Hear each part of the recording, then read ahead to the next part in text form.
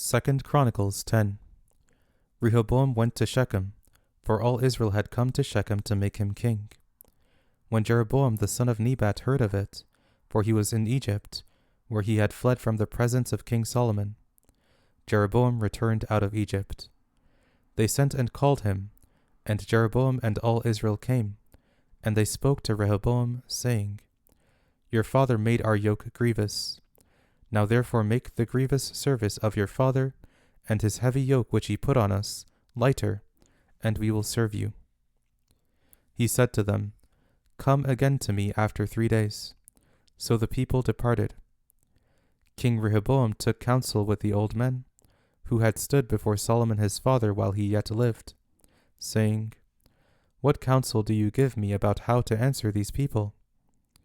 They spoke to him, saying, If you are kind to these people, please them, and speak good words to them, then they will be your servants forever. But he abandoned the counsel of the old men which they had given him, and took counsel with the young men who had grown up with him, who stood before him. He said to them, What counsel do you give, that we may give an answer to these people, who have spoken to me, saying, Make the yoke that your father put on us lighter? The young men who had grown up with him spoke to him, saying, Thus you shall tell the people who spoke to you, saying, Your father made our yoke heavy, but make it lighter on us. Thus you shall say to them, My little finger is thicker than my father's waist. Now whereas my father burdened you with a heavy yoke, I will add to your yoke. My father chastised you with whips, but I will chastise you with scorpions. So Jeroboam and all the people came to Rehoboam the 3rd day, as the king asked, saying, Come to me again the 3rd day. The king answered them roughly, and King Rehoboam abandoned the counsel of the old men, and spoke to them after the counsel of the young men, saying, My father made your yoke heavy, but I will add to it. My father chastised you with whips, but I will chastise you with scorpions.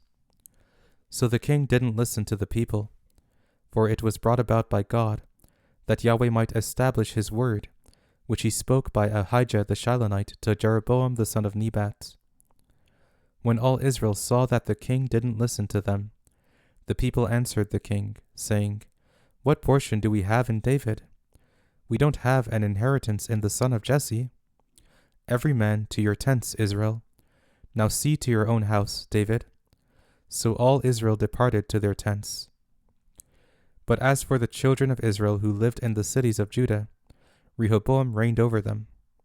Then King Rehoboam sent Hadoram, who was over the men subject to forced labor, and the children of Israel stoned him to death with stones. King Rehoboam hurried to get himself up to his chariot, to flee to Jerusalem. So Israel rebelled against David's house to this day.